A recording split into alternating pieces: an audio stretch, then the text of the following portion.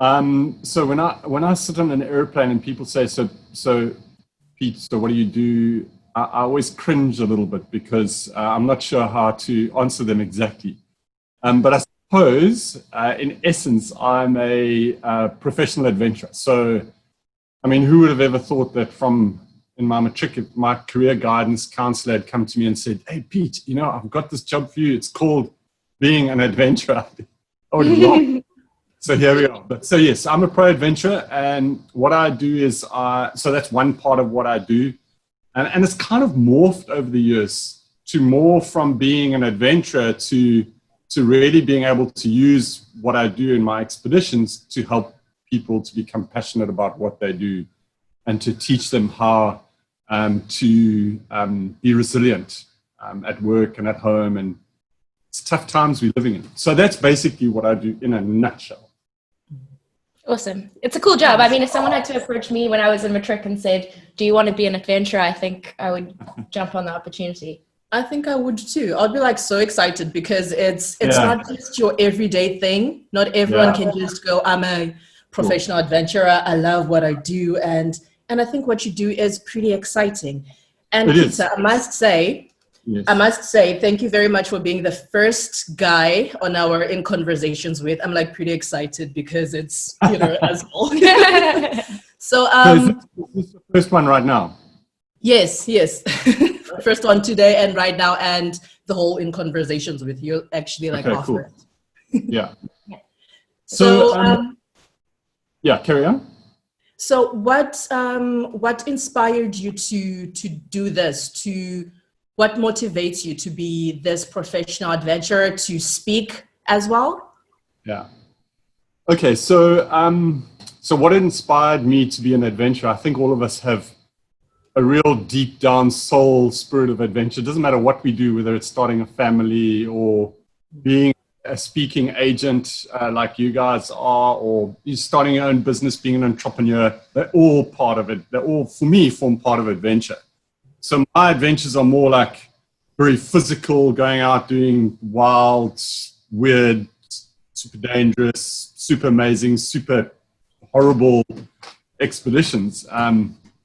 So I think from that perspective, we're all adventurers in our own rights. So, and I like to look at it like that, especially when I go and I speak at businesses, because I get them to understand that what I do is very similar to what they do.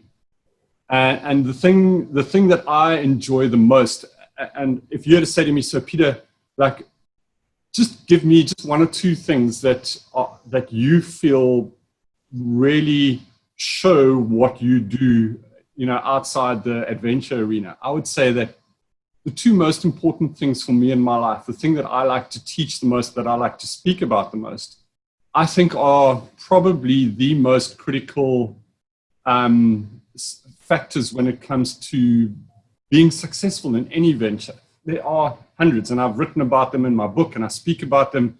But the two that have really grabbed me from my experiences that I've had on my expeditions have been one, and a lot of people speak about it, and it frustrates me because I don't think they truly understand the word. Is like, we need to be passionate about what we do, because being passionate about what we do enables us to be resilient at what we do. So the more passionate we are about what we do, the more resilience we will have. Now, I don't know if you know that the studies that have been done on success, there was a study done, the Harvard Business School did a study on it, and they try to work out, what are the most common success principles amongst people and businesses, and they try to write a paper on it to show that if we did these specific things, we'd be guaranteed success.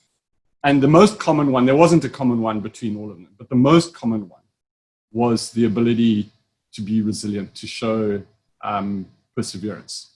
So if perseverance is that one thing that is the most common success factor among successful people, then passion has got to be the thing that we've got to be aiming to be at work in order to drive that resilience, because you can't just be resilient. There's got to be something innate inside of us that drives it.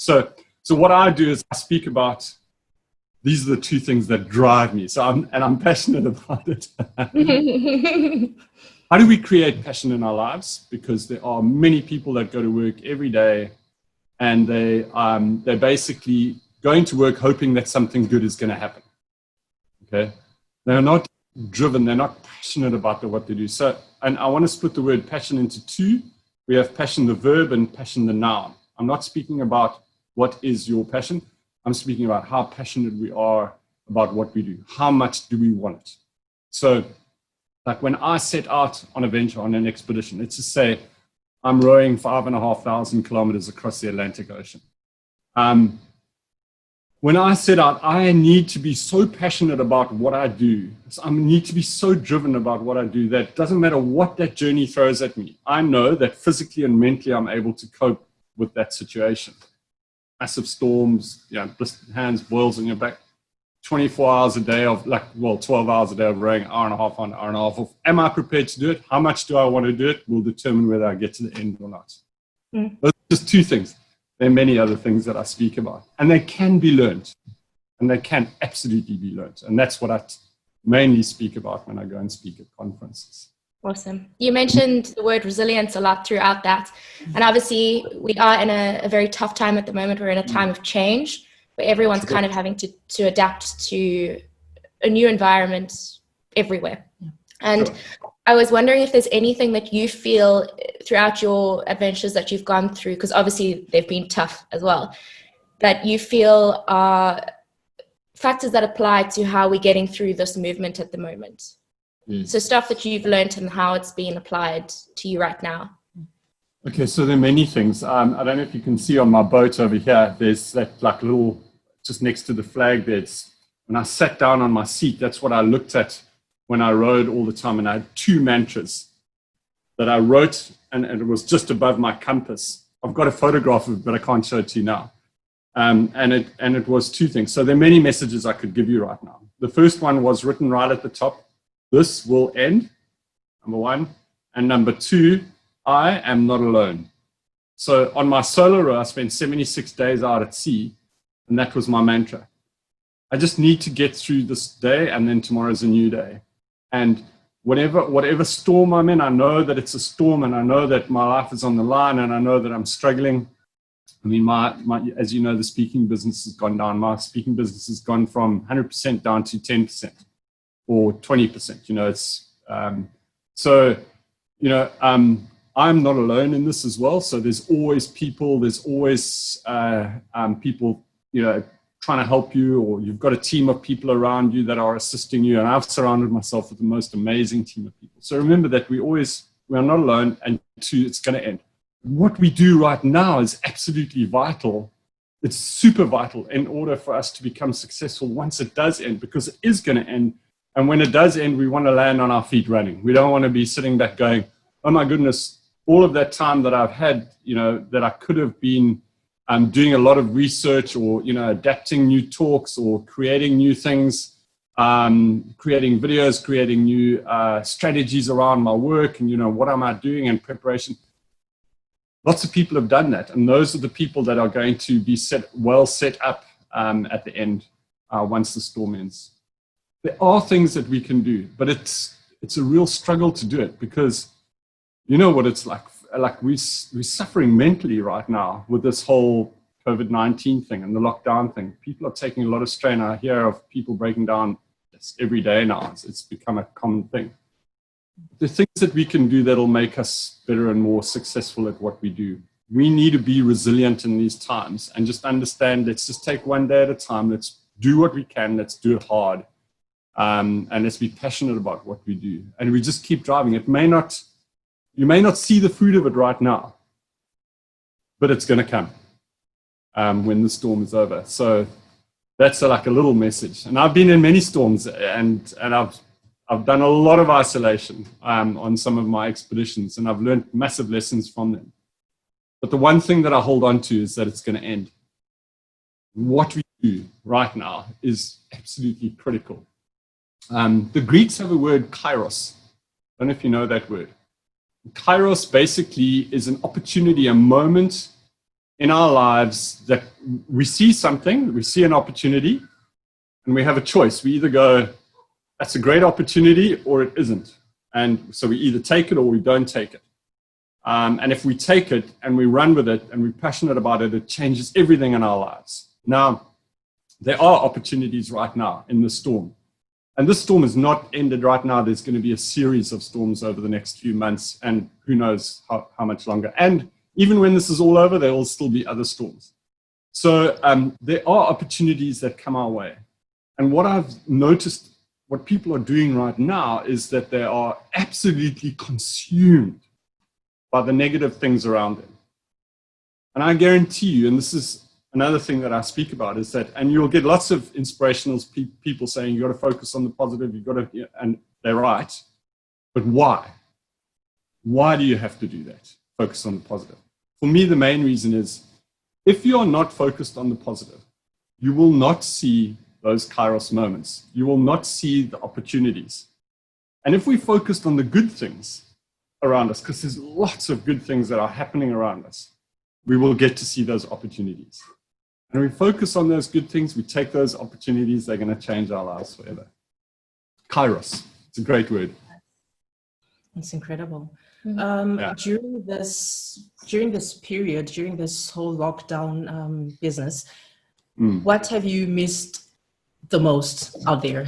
Is it human interaction? Is it going out into an adventure? Like, what have you missed the most?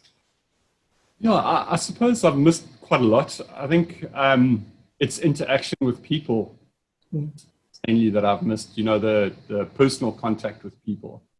We still have seen quite a lot of people. I live in a very beautiful place, quite not isolated, but about 25 kilometers north of East London towards Durban along the coast. So we have access to incredible forests around us, so that we can just disappear into and Lovely. And so I think the thing that I've missed the most are people and interaction with people. But let's look at the positive.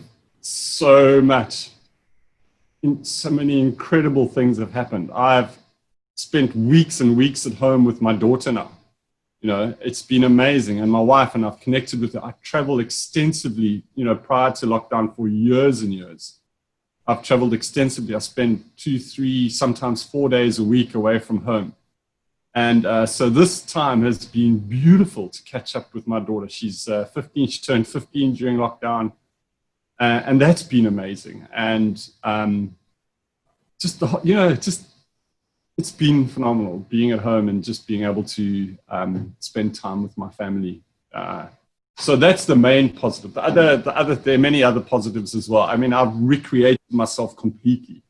I've set about putting my YouTube channel together properly. I've set it up properly and it's looking beautiful. I've had to learn how to do my own filming. I've got a pro editing suite, and I'm editing now, and that has taken weeks to learn how to do.